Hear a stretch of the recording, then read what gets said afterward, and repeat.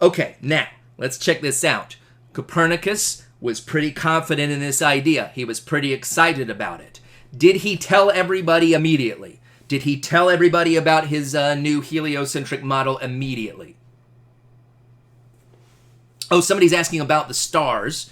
Go ahead and keep answering my question while I'm doing this, but what about the stars? He thought that the stars were much farther away, way out here. He was mainly trying to explain the solar system itself within the universe. The stars would have been just so far away as to just be basically staying in place way out on the outer edge of the system. But no, he didn't tell everybody his ideas. He did spread it around. He gave a few talks, but most of these talks were very private. He told a lot of his friends. He told a lot of other scientists that he trusted.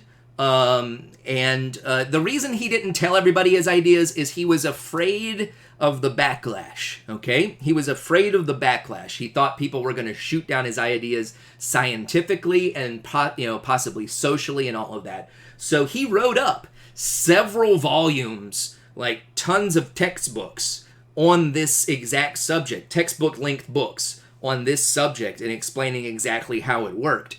But he didn't publish them. He just kept them in his house. He'd occasionally loan them out to people he trusted. And yeah, he was afraid of the reaction to this idea. He didn't think it was going to be popular. He thought he was going to be ridiculed or worse. So he waited until he was on his deathbed. Okay? On his deathbed. And you guys know what a deathbed is? A deathbed is a bed that you lay in while you're waiting to die. Like, you've gotten sick and you're starting to die, and as a rich person, like he was, Copernicus here, he bought himself a deathbed, and he was laying on the deathbed, and he was like,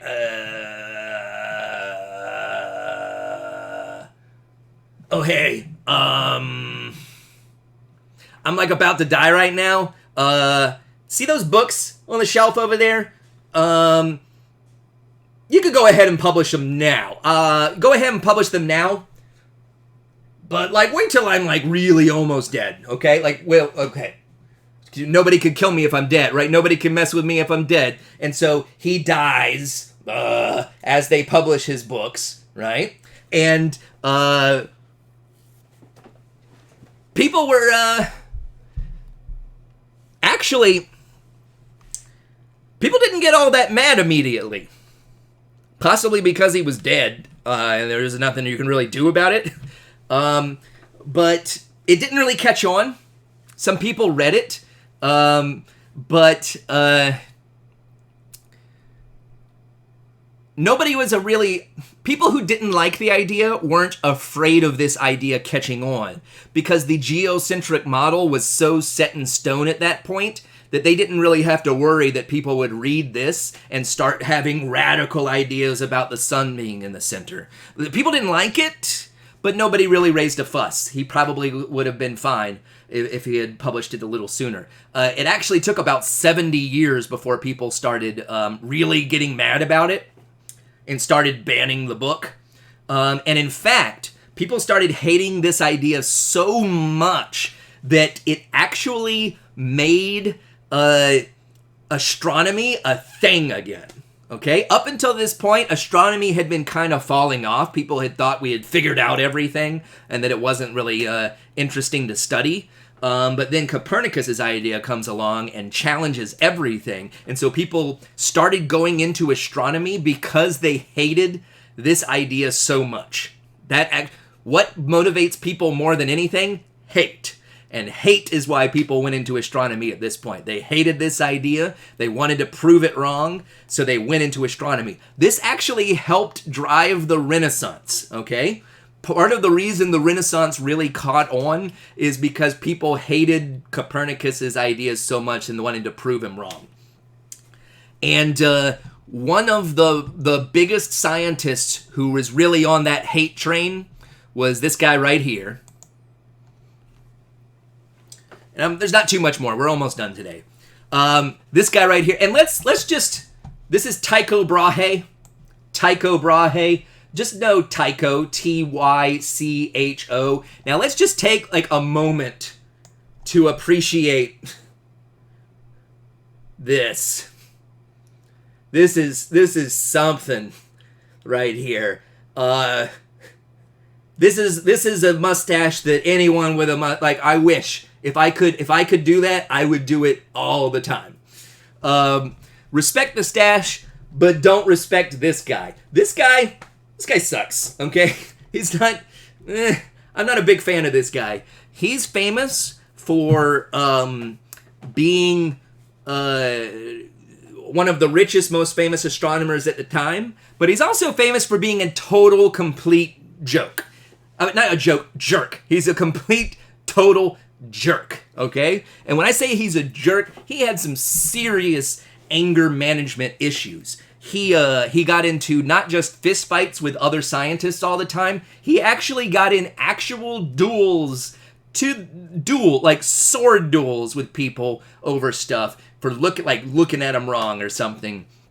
He got into a sword fight with his cousin because his cousin said that he was a better mathematician than Tycho.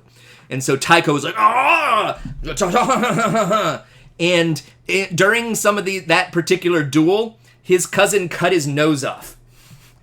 This guy had his nose cut off because he got in so many fights and couldn't control himself that somebody cut his nose off. Okay, so either this picture was pre-nose cut off, or the person drawing him knew how much of a jerk he was and how much he liked to duel people, that the person drawing him just drew a nose on just to, oh yeah, it looks good, Sir Tycho. Yes, it's fine.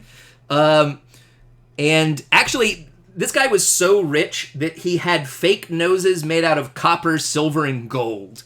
He had a golden nose. He had a fake nose made out of gold that he wore on special occasions. Most of the time he wore the cheaper copper nose and maybe some other materials. And if you want to see one of his fake noses, you can, because one of his fake noses is in Florida. It's in one of the Ripley's Believe It or Not museums in Orlando. I've seen it. And this particular, some of the noses he would use like wax to just stick them on the nose. But I guess his everyday nose was attached with like leather straps.